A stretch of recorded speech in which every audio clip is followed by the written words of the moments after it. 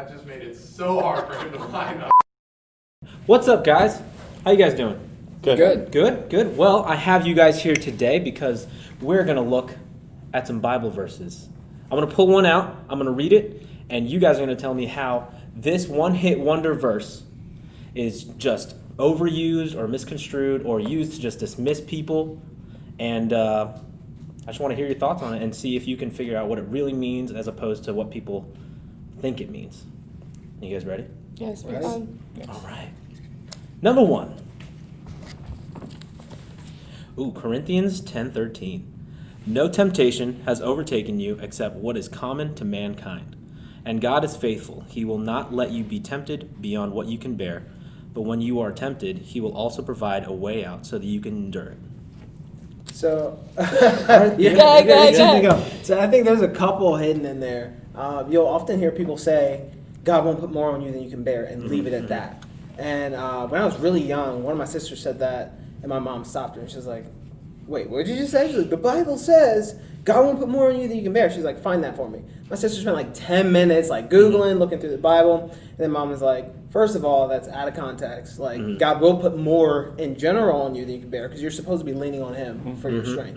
And then when it comes to temptation, that's basically letting us know, I believe it's letting us know that, hey, God himself in the flesh, Jesus, went through life as a man. Like, he felt all the temptations, he felt everything that we feel, and he has placed it within us to be able to withstand, to be able to, he provides a way of escape. So, So one of the ways I've heard, I agree with you, which we don't do often, but I agree with you. Okay. But one of the ways I've heard Christians, not just pastors or people in the church, but Christians misuse this to other people, is it's kind of like you should already be able to see like if someone's sitting there struggling with a temptation and they're confiding in you and they're saying, I just can't do it, and they're in this emotional turmoil that makes it hard for them to see the way out that God's providing. People just throw this verse on it like, but it's there. So I think that like one of the biggest problems with using this is using it in that way that is dangerous is it's just the theology with the absence of the empathy of where the person's coming from, and it's not a Band-Aid. So that's one of the ways I've heard it, like just, and it's truth, but it's like, don't throw it on in a way that's just gonna hurt people's feelings. Yeah.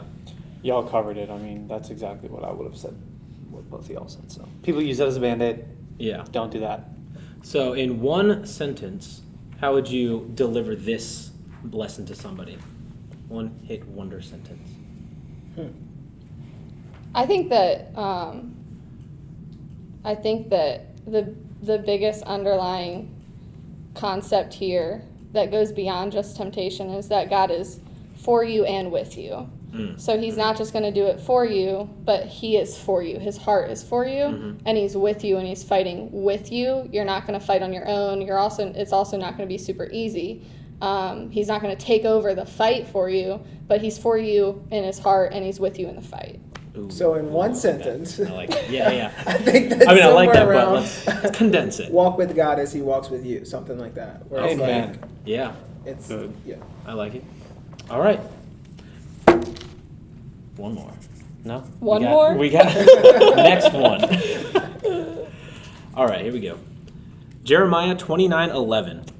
For I know the plans I have for you, declares the Lord. Plans to prosper you and not to harm you. Plans to give you hope and a future. Ooh. All right. That one is used a lot. I hear This that a lot. is all over the place, and it drives me insane. Tattoos. I mean, tattoos, it's on your, like, you just graduated from college or high school card, and people use it to just, in a way, like, there's so much truth in it. Again, it's taken out of context, and it's like, it gives you this impression of God is you're just going to have this crazy prosperous life with basically what you want, and you're going to get it because God's looking out for you and he wants what's best for you, which is true. But they kind of take it more to like that. He's like, got it already. You're going to get these things that you really desire. Almost like a prosperity gospel. Like a prosperity type of thing, yeah. What I find really interesting is, I believe when that was written, to God's chosen people, they were in a place of captivity. They were in a place of drought spiritually and a lot of ways physically too. And so along with what Johnny was saying, like we take that one piece where God reminds them like, hey, I've still got your back. Like I still have good plans for you. He's reminding them who he is. And we oftentimes just like throw that as like, that's all that life is as a Christian. Yeah. Read it again. For I know the plans I have for you, declares the Lord, plans to prosper you and not to harm you, plans to give you hope and a future. One of the things that we talk about with the kids with this verse, or this concept in general, God's plan, is that we'll get kids that come in and adults that are like, what's God's plan for me? I got to figure it out. And, you know, like, I think I said this on another Let's Talk episode, actually, but you'll have a senior graduating from high school that's like, I have these 2 colleges, both are viable options, both there's a ton of potential in, and I'm just trying to figure out which one God wants me to do. And I think that when we stand so firmly on God has plans for you, we think we're like looking for these missing pieces of a puzzle, whereas it's his heart for you. It's his heart for you to prosper, his heart for you to thrive and to be with him and to be with people. And so I think that one of the ways that it's misconstrued is that it makes people feel like they have to figure it out, like what God wants of them. And there are moments where God is very clear, I want this of you. But there's also times where God's will is much more of your heart being where he is no matter what you're doing. And I think that we often take the word plans and put it into like a schedule and an idea more so of his heart for you. You want to know what I thought of it way back when I was like super baby Christian? I read this verse and I was like, oh, he's already got everything planned out for me. I can just lay back and just watch it as it unfolds. Right. Yeah. So that was awful. If you were to put this verse into one sentence to teach somebody something, what would you say?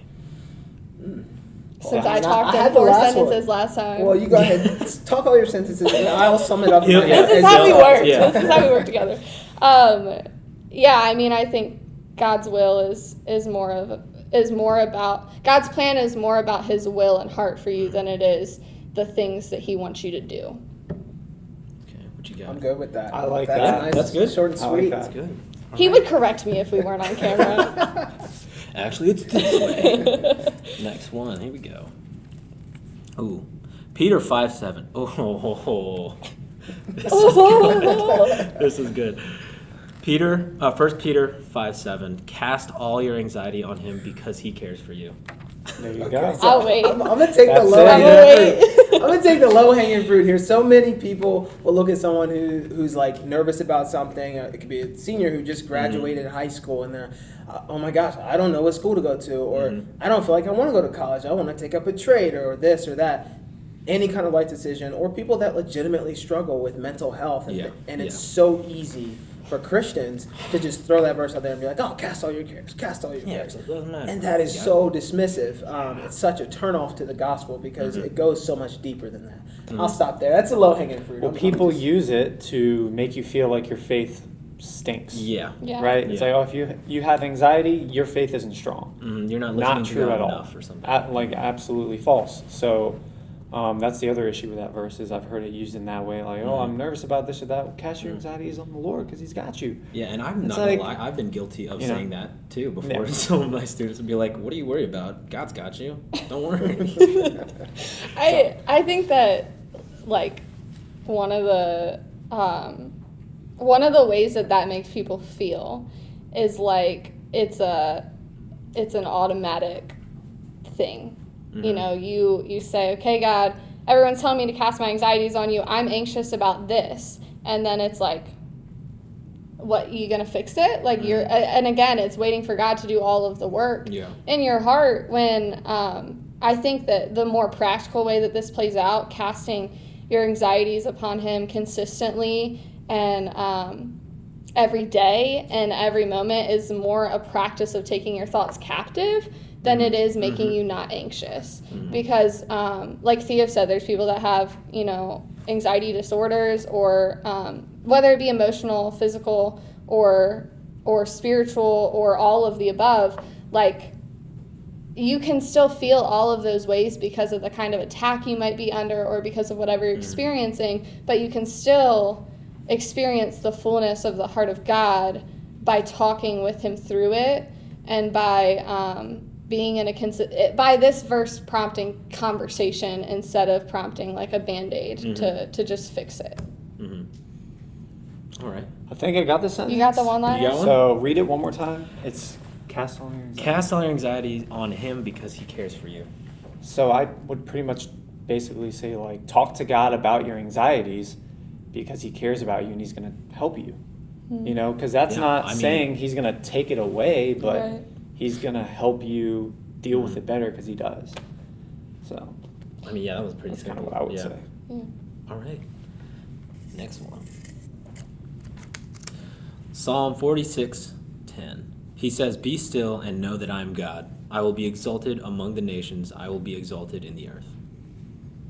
I'm bad at this. Yeah. Okay.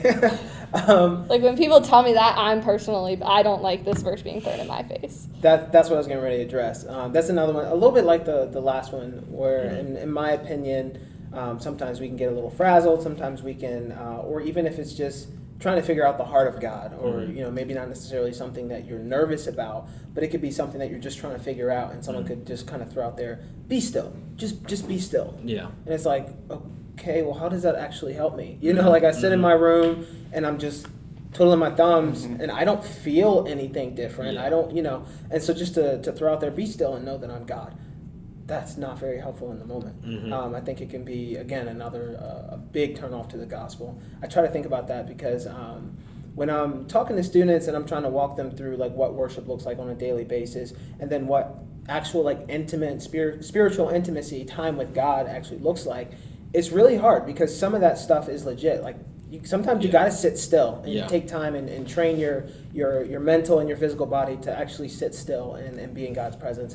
But there's a time and a place for that. And I think to just throw that over everything, just be still and know that he's God. Just be It's all still. right, Just do relax. nothing. It Just does close not your sound eyes, good all the time. Sit there. It's like hippie vibes. Peace, love. Yeah. And just be still, bro. Yeah. Like, just chill. Just chill, bro. No. It's all good. No, that's not good. Can you read If my this? pastor told me that, I'd be like, "Hey, whoa, no." Can you read the second half of the verse? Yeah. So I will be exalted among the nations. I will be exalted in the earth. So I think that one of the ways it gets misconstrued is that we can be like Theo's saying, you're just told to be still because he's God. And he's actually, what's being pointed out here is that we can be still because he's going to be glorified, he's already won. And I think that we often think, oh, I just need to be still because I'm busy, or I need to be still because, which is, sometimes it's true, but the verse is like completing the thought and not just stopping at be still. It's saying you can rest in the fact that God is God, and that God has already won, and that he will be exalted at the end, and that he's doing that's in progress right now. And so it doesn't mean like rest and stop doing work, or rest and stop being anxious, or it means like rest because this is where we're headed and this is where I already am. Yeah, kind of tagging on to that. It says, I'll be exalted among the nations. Yep. I'll be exalted in the earth. Tagging on to what she said, I feel like there are times where we're fighting to win some kind of battle, right? And there is a time to be still and realize that, as Emily was saying, God's got this. He's already won. And I might be reading into this, but it just hit me just now as we were reading it. I will be exalted among the nations. I will be exalted in the earth. I can point out that like we are earth, like God made us from the dust. Exactly. And sometimes by us being still and recognizing my God has got this, we are exalting him. Because we can do things in and of our own power. Like God has gifted us with many amazing things, but sometimes through being still and showing those around us, like, this thing that I'm wanting to get done is not most important, or this thing that God is trying to get done, and then through himself, for me to stop what I'm doing and allow him to fight this battle for me, we're exalting him through us not doing or doing, whatever he's called us, by being still.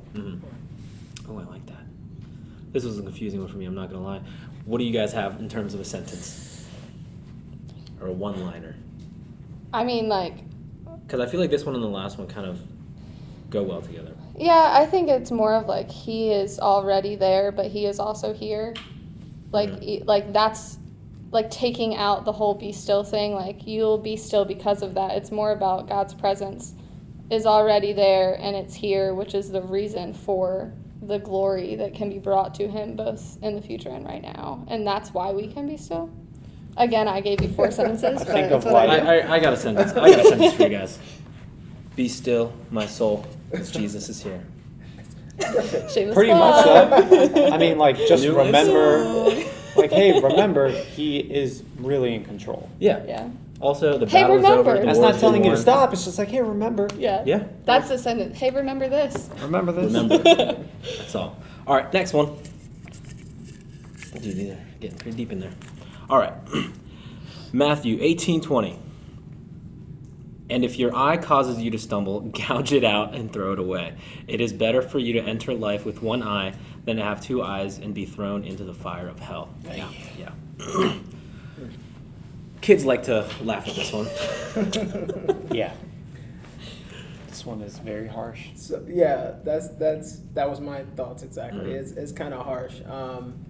I think of the old grandma with the rule in her hand and she's like smacking your wrist, like that kind of Yeah. person who's just like basically. So I get the heart behind it, and I agree with the heart behind it. To say like do whatever you have to do to be in right standing with God. Mhm. That's where I believe that verse is headed. Yeah, absolutely. However, I think it can come off as pretty harsh. Yeah, it definitely does. Yeah. It definitely does. That's why it's fun. That's why it's a fun one. It's a great one So- for the youth. Yeah, I mean the way I How explain is it. that, kids? The way I explain it, I know a guy, really, really, really good guy, but he shared that he has trouble with his phone and going on websites that he should not be going on. And so what he does is he gives someone else the password. So he can't go online for anything unless he types in that password. And so for some, it's like, I'm not going to do that. Like this, I'm my own person, I'm my own freedom, whatever. But I think that's in line with that verse. Yeah. Like you got to do whatever you've got to do to be in right standing with God. Yeah. And whether it might be a little embarrassing, whether it might be, I know another guy, he just got rid of his phone completely. He has a flip phone. He's like, I don't need online access on my phone. If I need to, do schoolwork, I need to do this, I can do it. And, around family or friends who can help hold me accountable. If you don't need to do those things, awesome. But if you need to do those things to be in right standing with God, do what you got to do.